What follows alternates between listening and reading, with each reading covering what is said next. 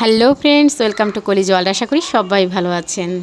ছোট্ট একটি ভিডিও আজকে আপনাদের সাথে শেয়ার করছি। আশা করছি শুরু থেকে শেষ পর্যন্ত দেখবেন। Good morning. সকাল সকাল একটু চা বিস্কিট নিয়ে হাজির হয়ে গেলাম।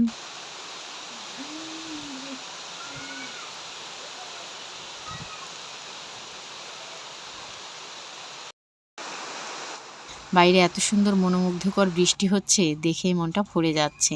তো এখন বৃষ্টিটা একটু কমেছে, তো ভাবলাম বেলকুনিতে বসে চাটা খাই। শীত গ্রীষ্ম বর্ষা নিয়ে সব সময় চা কফিটা খুব বেশি পছন্দ করি। তো যে রান্না করতে গেলেই সব সময় চিন্তা হয় যে কি রান্না করব, আজকে কি রান্না করব।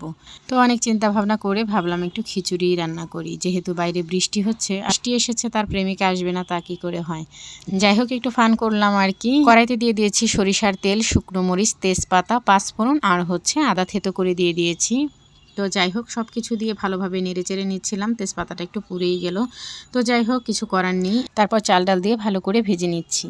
তো এটা হচ্ছে মাসকলাইয়ের ডাল। আমার অনেক দিন যাবতই ইচ্ছে হচ্ছিল যে মাসকলাইয়ের ডাল দিয়ে খিচুড়ি রান্না করব। তো যাই হোক, বৃষ্টিটাও চলে এসেছে। আর বৃষ্টি আসলেও ওই যে কালকেও বৃষ্টি ছিল, কিন্তু কালকে রান্না করতে ইচ্ছে করেনি। তো যখন খুব বেশি ইচ্ছে করে তখন আর কোনো দিকে তাকাই না, তখন হচ্ছে রান্না করে ফেলি আর কি। তো লবণ দিয়ে দিয়েছি, হলুদ গুঁড়ো দিয়ে দিয়েছি, মরিচ গুঁড়ো দিয়ে দিয়েছি, ধনিয়া গুঁড়ো, তারপরে জিরে বাটা দিয়ে দিলাম। দিয়ে ভালো করে ভেজে নিচ্ছি। চালটা যত ভালো ভাজা হবে তত কিন্তু খিচুড়িটা ঝরঝরে হবে, সুন্দর হবে খেতে। এখন জল দিয়ে দিব। অনেকক্ষণই কষিয়ে নিয়েছি, মানে ভাজা ভাজা করে নিয়েছি। এখন জল দিয়ে দিব। তো 2 কাপ চাল নিলে 4 কাপ জল দিতে হবে, এরকম আর। তো যাই হোক, আমি আমার পরিমাণ মতো জল দিয়ে দিলাম। তো পরিমাণ মতো জল দিয়ে বেশ কিছুক্ষণ আমি হাই হিটে রাখবো। তারপরে চুলোর আঁচটা একদম কমিয়ে দিব। তো আস্তে আস্তে হতে থাকবে আর কি। আর মাঝখানে আমার মেয়ে আবার এসে বলল, মা একটু আলু দিয়ে দাও। তখন আবার চিন্তা করলাম যে এখন আলু দিলে কী হবে। তো তারপরে ওর কথা শুনে একটু আলু দিয়ে দিলাম আর কি। তো আগে যদি প্ল্যান থাকতো তাহলে ভেজে দিতাম, কিন্তু অত সময় এখন নেই, তো দিয়ে দিয়েছি ওইভাবেই। তারপরে দিয়ে দিলাম হচ্ছে, এই তো প্রায়ই হয়ে এসেছে, কিন্তু এখন দিয়ে দিলাম কাঁচামরিচ। তো কাঁচামরিচ দিয়ে তারপর ঢেকে অনেকক্ষণ রাখবো। একদম এই যে অল্প একটু জল আছে, এই জলেই কিন্তু এটা সিদ্ধ হয়ে যাবে।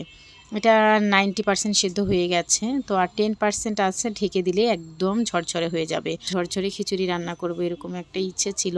তো একদম ঝরঝরে হয়েছে খিচুড়িটা। আমার মানে দেখেও শান্তি লাগছে, খুব ভালো লাগছে আর কি। যাই হোক, আমার রান্নাবান্না শেষ, আমি এখন সার্ভ করে দিচ্ছি। খিচুড়ি কারা কারা ভালোবাসেন? আমার তো মনে হয় সবাই খিচুড়ি ভালোবাসে। খিচুড়ি ভালোবাসেন এমন কোনো মানুষ আসলে খুঁজেই পাওয়া যাবে না। তো যাই হোক, এই তো খিচুড়ি দিয়ে দিলাম, আর খিচুড়ির সাথে ডিম ভাজিটা খুব ভালো যায়। যাই হোক, আপনারা আমাকে অনেক ভালোবাসা দিচ্ছেন, অনেক ভালোবাসা পাচ্ছি আপনাদের কাছ থেকে। আমি চিরকৃতজ্ঞ আপনাদের কাছে। সবাই আমাকে যেভাবে ভালোবাসা দিচ্ছেন, আপনারা সেভাবেই আমাকে ভালোবেসে যান, আমার পাশে থাকেন, আমিও সবার পাশে থাকবো। এই যেখানে দিয়ে দিলাম ডিম ভাজি, তারপরে হচ্ছে শসা আর 1 টুকরো কাগজি লেবু।